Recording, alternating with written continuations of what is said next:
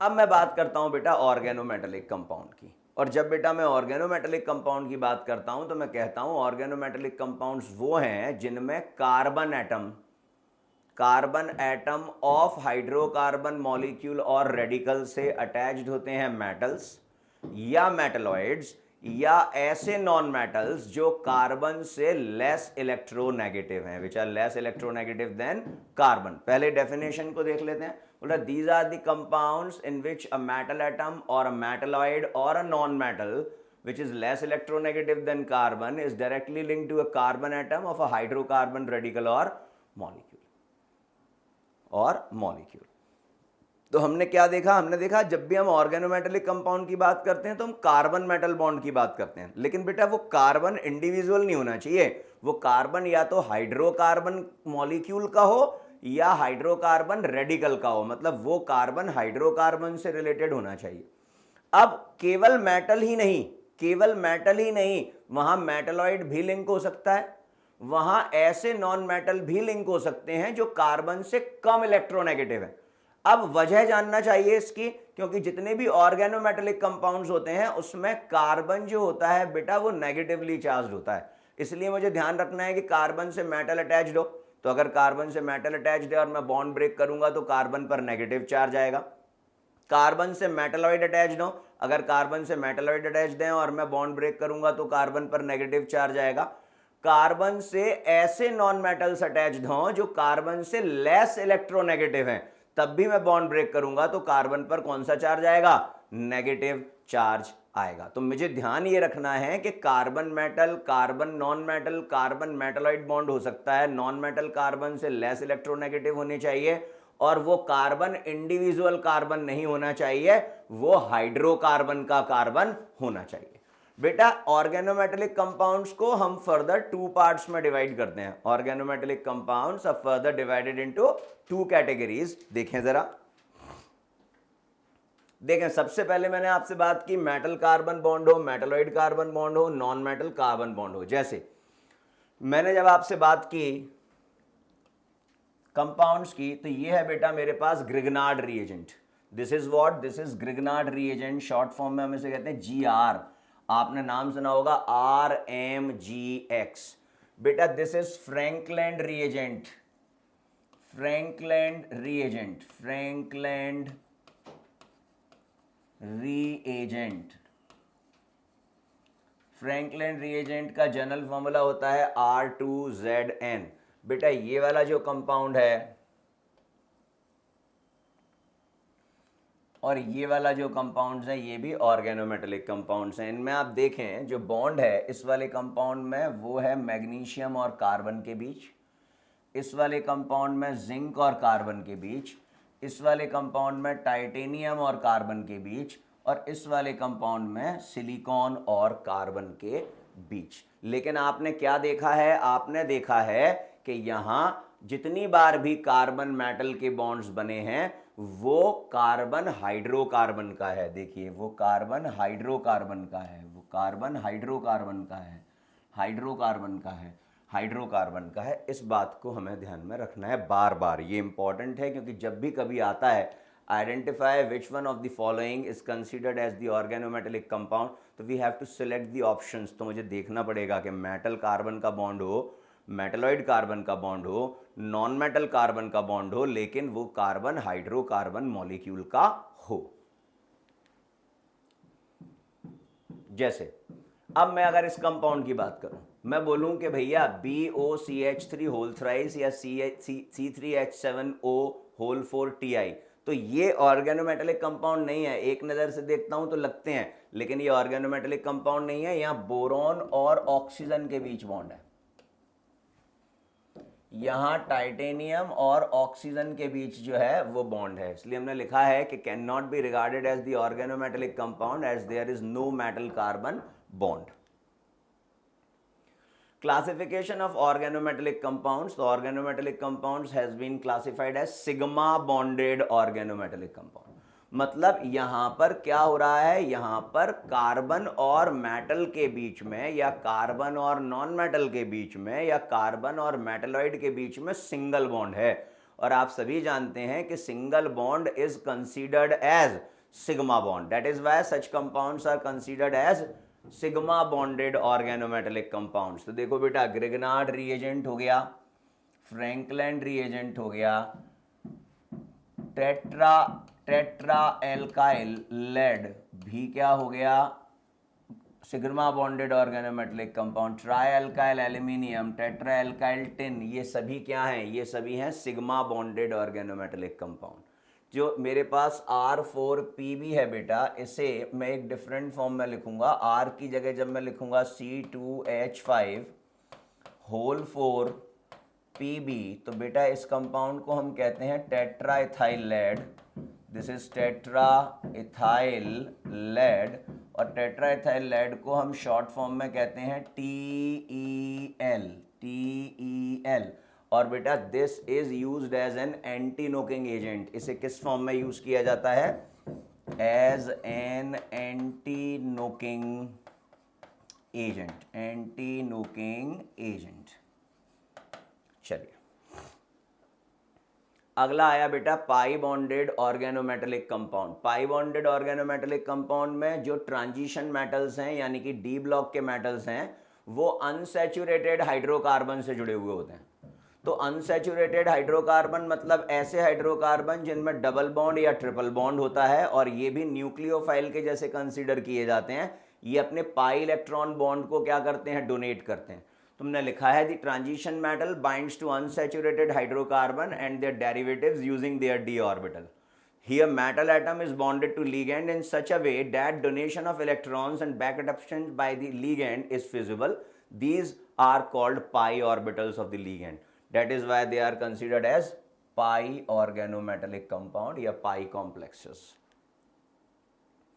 Example, मैंने लिया है पाई साइक्लोपेंटाडाइइनाइल आयरन कॉम्प्लेक्स। इसे हम कहते हैं बेटा फेरोसिन, शॉर्ट फॉर्म में कहा जाता है ferrocene. It is sandwich complex. This is the formula C5H5 whole twice. यहां ये जो ईटा है, eta is representing what, eta is representing number of carbon atoms. तो इसका नाम हो जाएगा bis cyclopentadienyl iron 2। It is a pi bonded sandwich compound. The number of carbon atom bonded to the metal ion is indicated by the superscript on eta. तो देखिए eta to the power 5 C5H5 whole twice. Next is dibenzene chromium. ये भी बेटा एक pi complex है। Formula है Cr eta to the power 6 C6H6 का whole twice. तो यहां पर आप देख रहे हैं कि in benzene we have 6 carbon, that is why eta to the power 6 is used. देखो बेटा, ये फेरोसिन का स्ट्रक्चर है और ये बेटा डाइबेंजीन क्रोमियम का स्ट्रक्चर है। तो बेटा अब हम बात कर रहे हैं किसकी, अब हम बात कर रहे हैं एक और कंपाउंड की जिसका नाम है Zeise's salt, alkene complex, pi complex. Zeise's salt is KPtCl3 eta to the power 2 C2H4। तो अब ईटा टू द पावर 2 मतलब कार्बन 2 होंगे, तो मुझे पता है ईथीन में वी हैव 2 कार्बन एटम। इसका नाम है potassium trichloro ethylene platinate 4। It is a pi bonded compound. eta 2 indicates that 2 carbon atom of ethylene are bonded to metals. इसके स्ट्रक्चर की बात करूं तो इट इज KPtCl और देखें CH2 डबल बॉन्ड CH2। तो ये जो इथिलीन है ये अपने पाई इलेक्ट्रॉन्स को डोनेट कर रहा है इस प्लैटिनम को। So this is the structure of Jesus salt. अब आ गया ऐसे कॉम्प्लेक्सेस, ऐसे organometallic compound which have both sigma and pi bonded characters. बेटा इस तरह के केसेस में केवल और केवल मेटल कार्बोनिल को हम लोग डिफाइन कर पाते हैं। Metal carbonyl compounds form between metal and carbon monoxide belong to this class. Metal carbonyls have been included in organometallic compounds. Mononuclear carbonyls contain one metallic atom पर मॉलिक्यूल। मोनोन्यूक्लियर नाम से ही समझ में आ रहा है यार, पूरा का पूरा जो कोऑर्डिनेशन केमिस्ट्री है वो मेटल एटम, सेंट्रल मेटल पर बेस्ड है। तो अगर एक मेटल एटम है तो निश्चित रूप से वो क्या है, एक मेटल एटम है तो निश्चित रूप से वो मोनोन्यूक्लियर है। तो देखिए all these are mononuclear. Polynuclear मतलब जिनमें दो या दो से ज्यादा मेटल एटम हो, जिनमें दो या दो से ज्यादा मेटल एटम हो।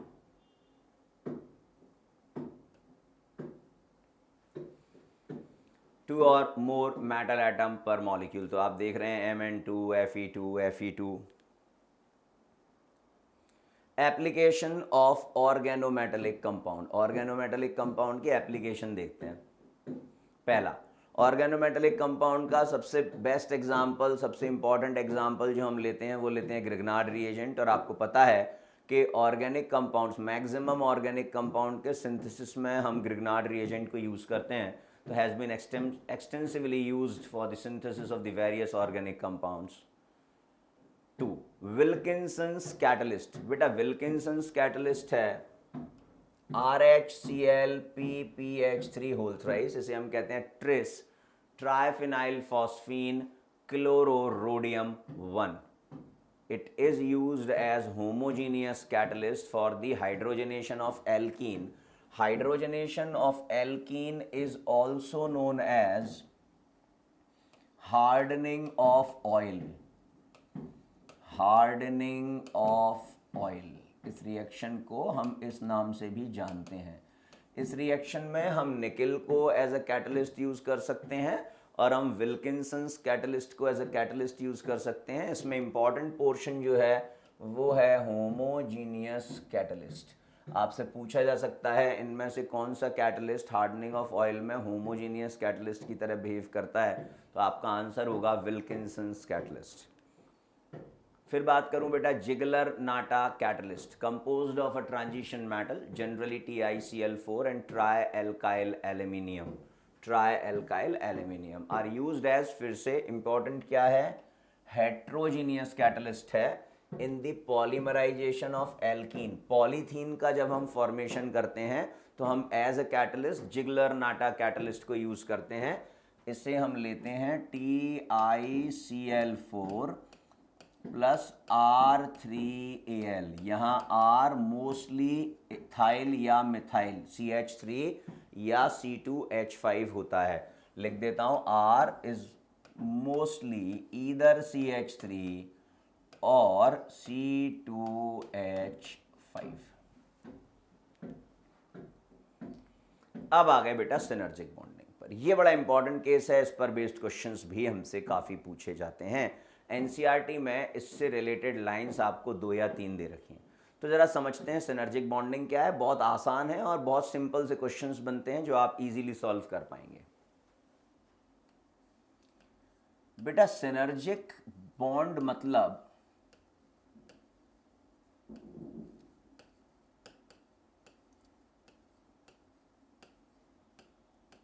Self strengthening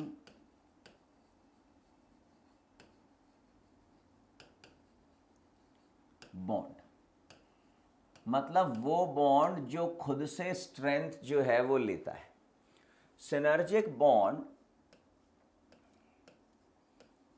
it is a type of back bond. It is a type of back bond. Back bond है मतलब week pi bond. Back bond को हम पाई बॉन्ड कंसीडर करते हैं ना, तो ये वीक पाई बॉन्ड है। फॉर्म बिटवीन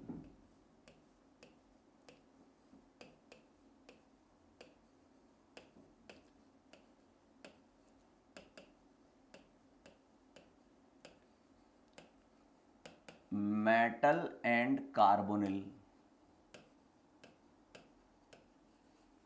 और कार्बोनिल को हम कह रहे हैं पाई एसिड लीगेंड। पाई एसिड लीगेंड। अब प्रश्न उठा कि सर पाई एसिड लीगेंड्स क्या होते हैं। pi acid ligands are those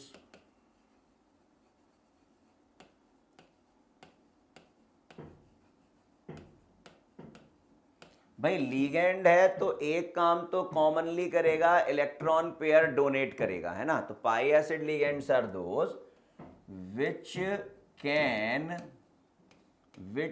can donate electron pair जो इलेक्ट्रॉन पेयर तो डोनेट कर ही सकते हैं, as well as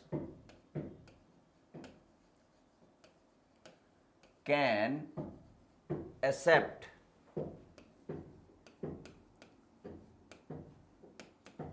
electron pair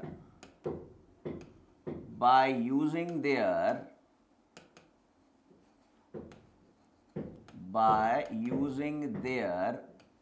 vacant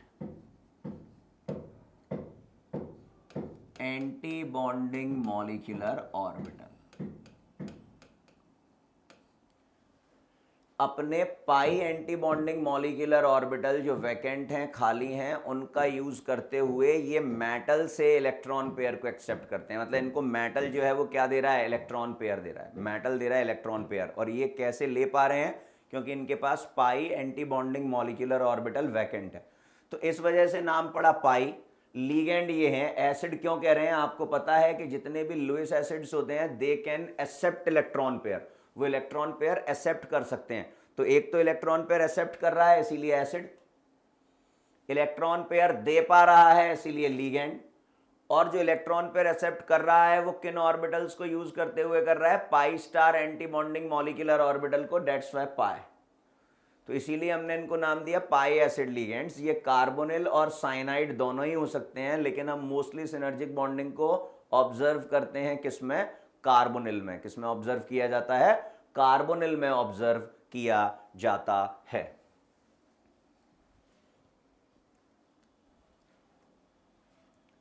by accept electron pair by using their vacant orbitals from metal atom. जो इलेक्ट्रॉन पेयर एक्सेप्ट कर रहे हैं वो किससे कर रहे हैं, मेटल एटम से कर रहे हैं। बस बेटा ये सिनर्जिक बॉन्डिंग है। अब हो क्या रहा है, मैंने आपसे बोला मेटल कार्बोनिल में देखने को मिल रहा है, तो बड़े ध्यान से समझना बेटा। ये है मेरे पास मेटल, कार्बोनिल में मेरे पास होता है कार्बन ट्रिपल बॉन्ड ऑक्सीजन। ध्यान से समझना, यहीं पर सारी चीजें समझ में आ जाएंगी। कार्बोनिल लीगेंड है, उसमें कार्बन ने अपना इलेक्ट्रॉन पेयर क्या दिया, कार्बन ने अपना इलेक्ट्रॉन पेयर दिया किसको, मेटल को। अब जब कार्बन ने अपना इलेक्ट्रॉन पेयर मेटल को दिया तो डेटिव बॉन्ड बन गया। अब चूंकि ये कार्बोनिल लीगेंड है, इसके पास वैकेंट है ABMO of pi, pi star anti bonding molecular orbital इसके पास क्या है, खाली है। तो ये जो मेटल है, ये मेटल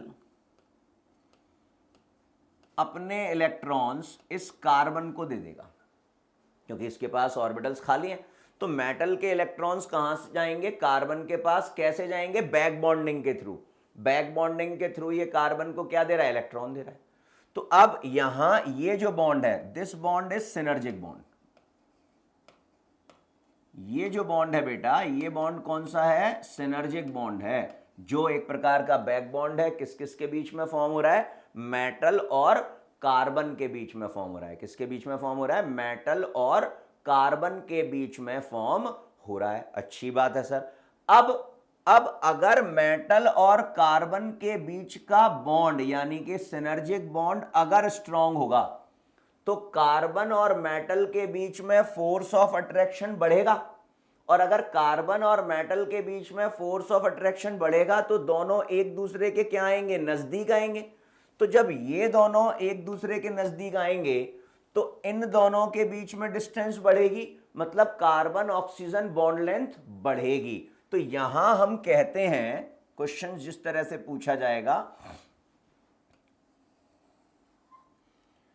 कि carbon oxygen bond length, question हमेशा इसी से पूछा जाता है, carbon oxygen bond length is directly proportional to strength of synergic bond, strength of synergic bond, strength of synergic bond. फिर से कैसे सर, कैसे सर? तो भैया कार्बन और ऑक्सीजन तो अभी जैसे थे वैसे हैं, जो भी बॉन्ड लेंथ होगी निश्चित रूप से वो फिक्स होगी। लेकिन जब इस मेटल ने कार्बन के साथ बॉन्ड बनाया तो मेटल और कार्बन के बीच में फोर्स ऑफ अट्रैक्शन बढ़ा। फोर्स ऑफ अट्रैक्शन बढ़ा तो मेटल और कार्बन एक दूसरे के नजदीक आए, तो कार्बन और ऑक्सीजन के बीच में डिस्टेंस बढ़ गई, और जब कार्बन ऑक्सीजन के बीच में डिस्टेंस बढ़ गई तो बॉन्ड लेंथ बढ़ गई। अब ये बॉन्ड लेंथ बढ़ेगी कब? जब सिनर्जिक बॉन्ड की स्ट्रेंथ ज्यादा होगी, मतलब मेटल और कार्बन के बीच का बॉन्ड जो होगा वो क्या होगा? स्ट्रांग होगा। अब प्रश्न ये उठता है कि सर सिनर्जिक बॉन्ड की स्ट्रेंथ कैसे पता चलेगी? ये बात तो समझ में आ गई कि मेटल और कार्बन के बीच में जब बॉन्ड बनेगा तो निश्चित रूप से कार्बन और ऑक्सीजन की बॉन्ड लेंथ जो होगी वो क्या होगी? बढ़ेगी। लेकिन सर हम कैसे पता करेंगे कि सिनर्जिक बॉन्ड की स्ट्रेंथ कब ज्यादा है और कब कम? तो बेटा सरल सीधे शब्दों में समझो, मेटल इलेक्ट्रॉन दे रहा है, तो मेटल पर इलेक्ट्रॉन डेंसिटी जितनी ज्यादा होगी, मतलब मेटल के पास इलेक्ट्रॉन जितने ज्यादा होंगे, मेटल के पास नेगेटिव चार्ज जितना ज्यादा होगा, मेटल उतने ही ज्यादा इलेक्ट्रॉन इस कार्बन को दे सकता है।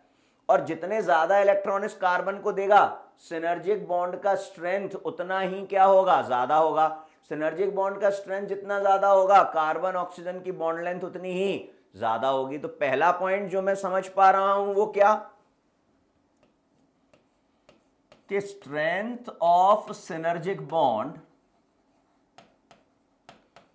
strength of synergic bond is directly proportional to negative charge on coordination sphere. Negative charge on coordination sphere. चूंकि कार्बोनिल कंपाउंड्स में मैं ये देख रहा हूं तो कार्बोनिल तो क्या है? न्यूट्रल है, मतलब उन पर तो कोई चार्ज है नहीं, तो जो कोऑर्डिनेशन स्फीयर पर चार्ज होगा वो मेटल का ही चार्ज होगा। तो negative charge on coordination sphere, negative charge on coordination sphere जितना ज्यादा होगा, मेटल उतनी ही आसानी से ज्यादा इलेक्ट्रॉन कार्बन को देगा, और सिनर्जिक बॉन्ड की स्ट्रेंथ क्या होगी? उतनी ही ज्यादा होगी। या मैं कह सकता हूं कि it is inversely proportional to the oxidation state, क्योंकि मेटल हमेशा पॉजिटिव ऑक्सीडेशन स्टेट शो करेंगे। जितना ज्यादा पॉजिटिव चार्ज मेटल पर, इलेक्ट्रॉन डेंसिटी उतनी कम, और मेटल पर इलेक्ट्रॉन डेंसिटी जितनी कम होगी मतलब इलेक्ट्रॉन्स उतने कम होंगे, और इलेक्ट्रॉन्स जितने कम होंगे मेटल और कार्बन के बीच में जो बॉन्ड बनेगा वो उतना ही वीक होगा। वीक होगा तो कोई दिक्कत ही नहीं है। ये बात समझ में आ गई है? तो ये इससे हम चेक करते हैं strength of carbonyl bond. Question किस तरीके से पूछेगा मैं ये क्वेश्चन आपके साथ डिस्कस कर रहा हूं। In which of the following compound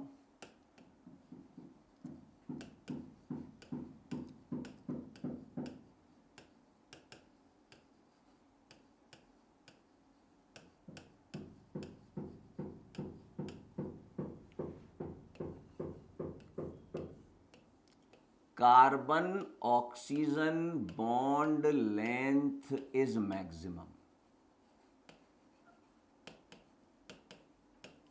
पहला क्वेश्चन है कि इनमें से किस कंपाउंड में कार्बन ऑक्सीजन की बॉन्ड लेंथ क्या होगी? ज्यादा होगी।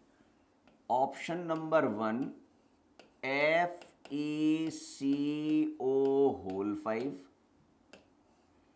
Option number B CrCO6, option number C MnCO5, और option number D vanadium CO5 पर चार्ज नेगेटिव। दूसरा क्वेश्चन क्या है? दूसरा क्वेश्चन है carbon oxygen bond length is minimum. Bond length is minimum. बस ये आखिरी क्वेश्चन है हमारे पास, और इसके साथ कोऑर्डिनेशन केमिस्ट्री जो होगा वो समाप्त हो जाएगा। Is minimum. ऑप्शन नंबर 1 मैंने ले लिया बेटा FeCO होल 5 पर पॉजिटिव चार्ज, बी ले लिया CrCO होल 6, सी ले लिया MnCO होल 5 और डी ले लिया बेटे वेनेडियम का कार्बोनिल कॉम्प्लेक्स जिस पर चार्ज है +2। अब ध्यान से समझें, पहले केस में बोला है किसमें कार्बन ऑक्सीजन की बॉन्ड लेंथ मैक्सिमम होगी, मींस व्हाट कि किसमें सिनर्जिक बॉन्ड स्ट्रॉन्ग होगा, strong synergic bond, strong synergic bond. और स्ट्रॉन्ग सिनर्जिक बॉन्ड कब होता है, जब नेगेटिव चार्ज ऑन एंटिटी ज्यादा होता है। अब मैं देख रहा हूं ये न्यूट्रल है, ये न्यूट्रल है, ये न्यूट्रल है, इस पर नेगेटिव चार्ज है, मतलब निश्चित रूप से वेनेडियम और कार्बन के बीच का बॉन्ड स्ट्रांग होगा और कार्बन और ऑक्सीजन के बीच में डिस्टेंस बढ़ेगी, यानी कि बॉन्ड लेंथ बढ़ेगी। अब मैंने बोला carbon oxygen bond length minimum हो, मिनिमम हो मतलब वीक सिनर्जिक बॉन्ड, मतलब ये बात कर रहा है किसमें सिनर्जिक बॉन्ड वीक होगा, किसमें सिनर्जिक बॉन्ड वीक होगा। तो बेटा मुझे पता है जिसमें इलेक्ट्रॉन डेंसिटी कम होगी, इलेक्ट्रॉन डेंसिटी किस पर कम होगी, जिस पर पॉजिटिव चार्ज होगा। तो पॉजिटिव चार्ज इस पर भी है और पॉजिटिव चार्ज इस पर भी है, तो ज्यादा पॉजिटिव चार्ज किस पर है, क्योंकि जिस पर जितना ज्यादा पॉजिटिव चार्ज उस पर इलेक्ट्रॉन डेंसिटी उतनी कम, और इलेक्ट्रॉन डेंसिटी जितनी कम सिनर्जिक बॉन्ड उतना वीक। तो आंसर क्या हो गया, आंसर हो गया ये। इस तरह के क्वेश्चन सिनर्जिक बॉन्ड में हमसे पूछे जाते हैं। और बेटा इसी के साथ हमारा चैप्टर कोऑर्डिनेशन केमिस्ट्री समाप्त होता है। मैंने इसमें वो सारी चीज़ें आपसे डीपली एक्सप्लेन की हैं जो मोस्टली हमसे पूछी जाती हैं एग्जाम में, जैसे हाइब्रिडाइजेशन पर बेस्ड क्वेश्चंस हमसे मोस्टली पूछे जाते हैं, ऑर्गेनोमेटेलिक कंपाउंड में सिनर्जिक बॉन्ड पर बेस्ड क्वेश्चन पूछे जाते हैं, IUPAC नेम्स पूछे जाते हैं, इफेक्टिव एटॉमिक नंबर पूछा जाता है, और बर्नर कोऑर्डिनेशन थ्योरी में AgNO3 वाले प्रेसिपिटेट के क्वेश्चंस पूछे जाते हैं। होप आपको ये चैप्टर अच्छे से समझ में आया होगा और आप इसके क्वेश्चन सब आसानी से सॉल्व कर पाएंगे। Thank you so much.